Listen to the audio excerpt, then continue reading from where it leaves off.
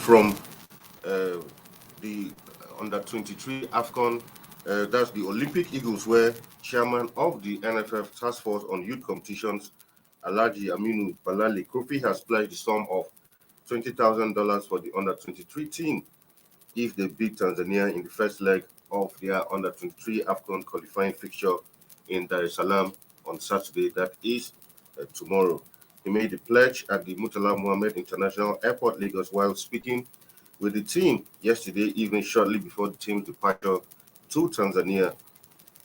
He, of course, charged the Olympic Eagles to make Nigerians proud by ensuring they beat their Tanzanian counterparts on Saturday. Sometimes people always say making this kind of, pledges before the game. Yeah, in as well, much as it could be, it's a good gesture. But these things usually distract players because we saw, yeah, it's something meant to motivate.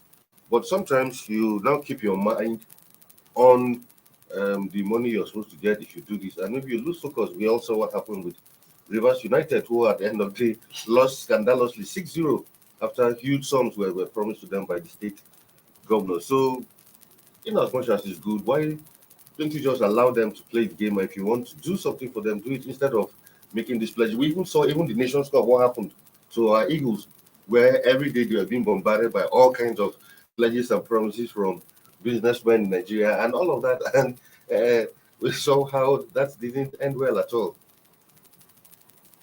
Well, how far you have your part correct, but I don't know how to put it, but it's just like it is meant for motivation, but I don't see sometimes either it turns to become the other way around in distractions or become counterproductive.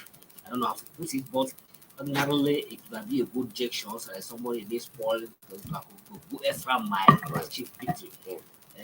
And it is to me it's left on the player that okay we are being motivated and we are being chased to go. But one thing that I keep on saying, football, yes, money has taken presidency, has taken precedent over passions and over determination to excel. People are not interested to play for money, wanted to get money, to get reward, to get pay after play. If not, and for me, the best motivation to any players is to sell yourself. Because I will keep on saying, as you are playing, you are first you are representing Nigeria, but first of all, you are representing your family, you are representing yourself, yourself first. Because you have to benefit from it, because before you trickle down to your family, and before you go down to Nigeria, at the back of your shirt is your own name, it's your family name, it's not Nigeria name. Nobody you see that your Nigerian name at the back of his shirt. It's your family name at the back of it. So first of all, the onus lies on you to make your family proud and to defend your family name first. But when people or government or officials of the government or officers of the federation go extra mile to play, boy, go out there. If you win this match, if you beat this match, if you do this, I'm going to give you this. Just like it's meant to spoil you to go extra mile. Very well. But oftentimes, just like you say, it tend to be distractions or having their mind, okay, we are going to win, or probably we begin to do. I think it even puts the players under pressure. Yes, or you begin to draw budget around the money. If I win this, I'm going to get some money, and then you lose focus. But ideally, it's supposed to spoil you to go extra mile. And I think the person of Balele, who is the head of the NFF Task Force for each team, I know Balele is a very passionate person and a very determined who always want to go extra mile to register wherever anyone to put you on the spot and ensure that you do well. But from the point of view, it is a good intention, and I see it is a good intention. It's left for the players to grab it with all they need to grab it. It's an opportunity for them to accept. First and foremost, the big what you have represented your name is an opportunity. Luckily, most of those players you are not know anybody know you, nobody know. It's an opportunity. If you want to be a big star, you want to be a big player, it's an opportunity for you to excel yourself. Who say you can't play in the Super League?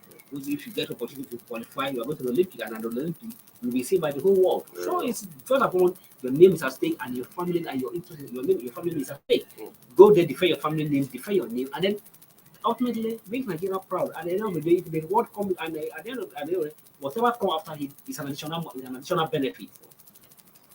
All right, to some table tennis now, where African table tennis champion, that's Arnaud Quadri, has retained his 14th position in the current ITTF World Ranking for men's singles.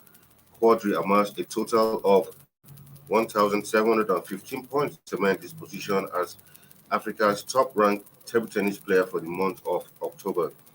Egypt's Omar Assa is ranked 23rd in the world and second in Africa with 975 points, while Ahmed Saleh is placed 67th, third in Africa with 308 points. Meanwhile, Quadri has been listed among the top 30 table tennis stars across the globe, expected to compete at the WTT Champions Macau 2022 from tomorrow to the 23rd of October. According to WTT, the event will be the gathering of the top 30 men and women stars from the ITTF World Table Tennis Ranking, as well as one wildcard and one WTT nomination to do battle at the Infinity Arena. The stakes are high, with the athletes vying for a share of the $800,000 prize money on offer, as well as the 1,000 world ranking points to be handed out to the winners. Apart from Aaron Okori, who is the current African champion, Egypt's Omar Assa will also be on duty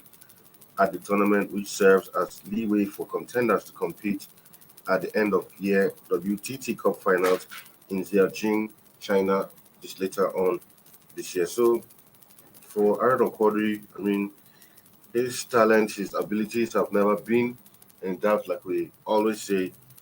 But the issue that still remains is when it comes to, flying Nigeria's, flag at Yeah. international meetings. Yes, It becomes a different ball game altogether. Yeah, I was trying to say that it's like you take the word out of my mouth. Congratulations to Ahmed Country for big consistency, maintaining his positions at like 14th best football, 14th best defensive player around the world. And if you look at the gap between him and the second place in Africa squad, the gap is very wide. And that means show that he's the best player from African continent and one of the best in the world. That means he's the only African player. He's the only African player in the best in the top 20. But with that ranking, one expected that any time Nigeria is featured or is carrying the Nigeria flag at the shoulder, either international flag or the shoulder, you not expect or can't expect anything less than victory because he is up there. But unfortunately, oftentimes if you carry the Nigeria flag or if you play for Nigeria, we don't get the best of him compared to when he's playing at club level. He has been recovering every time apart from African Championship. Always recovering. When the Olympic, it was a pull up. At the Rio 2016, yes, he get to the quarterfinal. One was the appreciation performance. One would have expected at the Tokyo Olympic to have a extent one thing that it is best opportunity to showcase and to show. He couldn't even get to he couldn't even get from the preliminary round. And the Commonwealth Games, the same thing happened. So I think, well, it is good that we are having him at one of the best places in the world, and it's a proud to have the Nigeria player in the top 50. But in Nigeria, he needs to reciprocate that form that he used to play for his club for Nigeria. To some basketball news now, where Rivers Hoopers have been handed NBBF Final 8 invitation.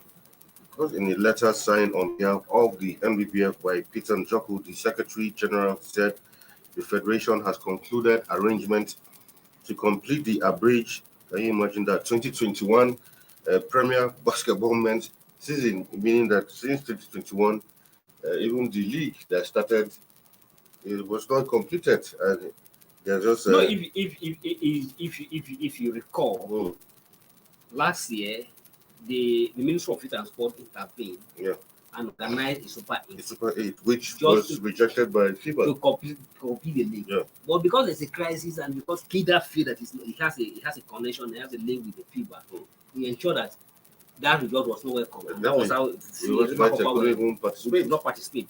Now, because he feel that now you want to repeat the same thing that has been played. If I'm in the club, I won't play. But he's calling the club to come and play what the same thing that has played. This is a waste of resources. Instead of you to move ahead and think of another better things. I think so too. Because for me, there's no reason why this was something that if it is a need, since you rejected that result, now they have recognized you as a president of my NBBF. Why not just allow the river hoppers who ultimately win that Super 8? Okay, and now the rest of we have recognized it and allow them to go and play African Basketball League. African basketball, and then think of how to move ahead for the next season for the new league. Now you want to use this one to cover up that we may not have another new season this year. Well, and we'll go on a quick break, and when we come back, Sport Orbit continues. Don't go near.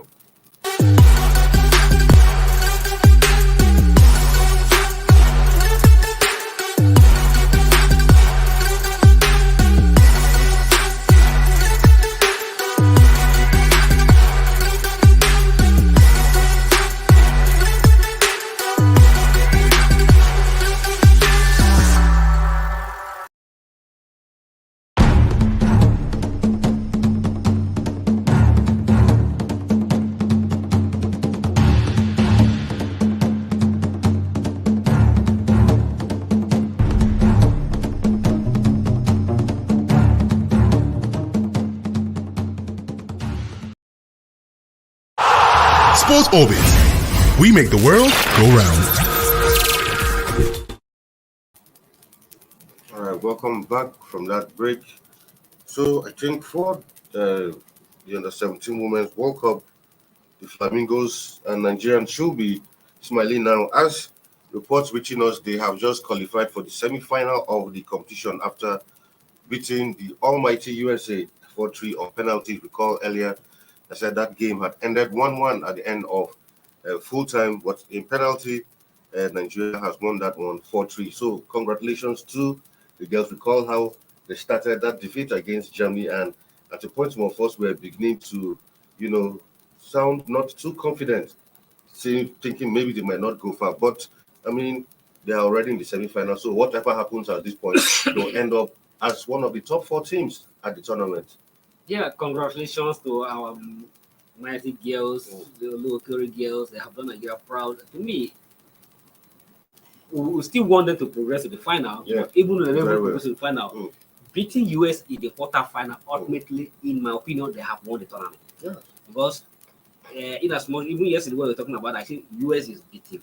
Very well. All they need to do is just to calm down and play their own normal game and refuse to play US their fast game. And they were able to hold US to a 1-1 draw in the regulation time, and they went to the final and still hold their own to excel against US. And ordinarily, the difference is very wide. The gap is very wide. But those girls, even from the qualified series, if you monitor their program from the qualified series in Africa, those girls have shown that yes, they are a future super Falcons. I mean, that's what the point I wanted to make. They are shown that they are super So at least we don't have excuse anymore. I still believe that even recycling. They are still within under 17. Very well. But at least there should be 2, 3, 4 players you could identify exactly. So the current Super Falcons we see, yes, experience matters, but what they are playing so far, they are not showing us any hope that they are going to the World Cup to excel. So Granny Wondrum and his technical crew start an opportunity to begin to look the energetic in those 2 young girls. Those girls has clearly proved that they are the future of the Super Falcons. And it will not be wrong if you pick 4 or 5 of these girls to be part of the Super Falcons for the World Cup. To some other football matters where Senegal captain Kalidou Koulibaly says Senegal, that the Teranga Lions, have what it takes to win the 2022 World Cup in Qatar. He said that Senegal can lead Africa's quest of lifting the title. Recall that no side from the continent has ever made it past the quarterfinals, with Cameroon in 1990, Senegal in 2002, and most recently Ghana in 2010. In the last couple of weeks, African teams have been sounding very, confident every now and then. But I recall some few days back, JJ Okocha had said for him, he doesn't expect anything extraordinary from the African teams going to the World Cup. Of course, you are saying not because it's not, but you're saying, but look, yes, you can always be hopeful. You are African, but the truth is, looking at the quality of the African team and the quality of the other teams in that competition, he's not expecting anything spectacular from any of the teams. That is fact. Yeah. You can't see a black and call it red. Yes, we can always be hopeful, we can always be prayer, but if you look at it, put it side by side, you look at the statistic and look at the facts. Okay, compare picking up Senegal for instance, with due respect to the Senegal. Yeah. Okay, apart from money, Calivale and Menifee is a goalkeeper. Mention any other player in the Senegal team that is a world star. Yeah. Okay, then if you bring France full squad, look at the France full squad and put it player by side, what the Senegal have to match in France. Yet in football we can accept upset. But in football, international we expect upset. You can't play in a complete World Cup. You have an upset against France. You have an upset against Germany. You forget to have an upset against Brazil. Okay, you look at the Brazil squad. You put Senegal side by side. Individual player by player. Even so many teams. So look what at the Argentine squad. You call Argentina team. Portuguese side, even the Belgium squad. If you look at the World Cup, even Spain as they are, if Spain can't climb the they are going to win the World Cup. The only team, just like and I agree with Messi, but even Messi even downplay that even saying I don't even have Argentina don't even have a team to win this World Cup. Exactly. Yeah, you may say it's a mind game, but we believe that Argentina is one of the favorite. But Messi insisted that Argentina can match Brazil and France. But you are claiming that Senegal capacity, Senegal has what it takes to win the World Cup. We are not. This is not Africa Cup of Nations. This is not Africa Cup. We are talking of World Cup where the best and the best. We are not the disrespect to Senegal. It will be our joy if you see Senegal win the World Cup. But here we agree that something can happen. Luck can happen. It can happen. You can have a luck that can happen in your favor. But for you can't just come out to beat your chest that we are going to win.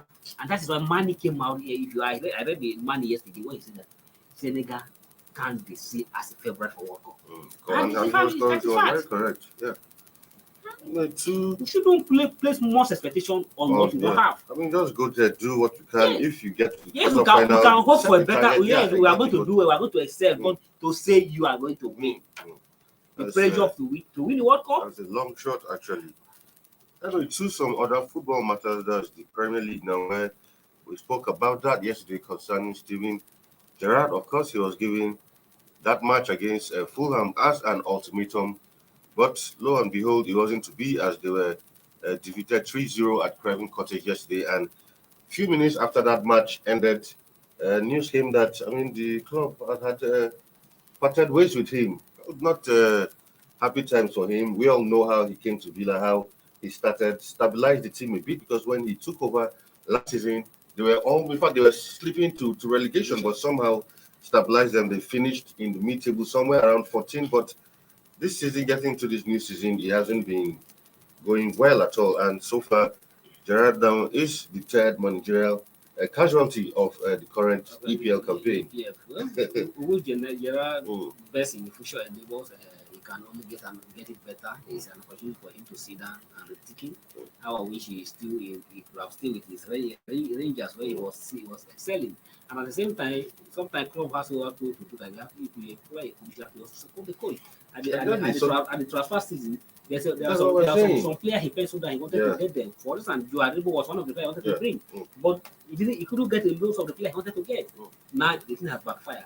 Well, because for a coach, no matter how good you are, you must have materials to work with. Yeah, as a coach, you don't go to the pitch and play. At all. Okay, look at the Manchester City, for instance. Guardiola has everything. Everything. If you look at the Guardiola squad last season, you can't fault it. And even at how many players left? But still, he has to quantify it. He needed that he must get a striker. He get the best striker in the world. Very well. Yeah? Right. Well, for Gerrard, of course, getting back into management wouldn't be a big deal. At least he has shown that he has what it takes to be able to, manage him if he has the backing of the team. Everybody is very unfortunate that because people already see him as a future Liverpool coach. And now this has happened, but it happens. Look well, and then I hope that the Roger is online. They will be the next person to follow him. Exactly. Right, to some other Premier League news where, of course, as a fallout of that game against Tottenham, where Ronaldo, after he was asked to warm up. He warmed up, but he didn't come on. And in that, he left in anger. And as a result of that, Ten Hag has banished him to train with the under-21 for now. And for me, I think that's really a sad one. But Ten Hag is only showing that, look, it doesn't matter who you are. I'm in charge here. You must be disciplined. Because what example are you showing to the younger ones? Yes. So for this is letting the younger players know that, look, if I can do this to a player of this stature, then everybody needs to sit up. Yes, I agree. I agree. Yeah. I agree. Ten Hag has to stamp his Very well. as the coach. And just like Thierry Henry said when his compatriot Mbappe was making, he's been so rumored that he's not playing his natural position and he's been played as a low side. This and that he's not comfortable to play as a one forward that he wanted to move. And Thierry came out and said, look, no player is bigger than club. At all.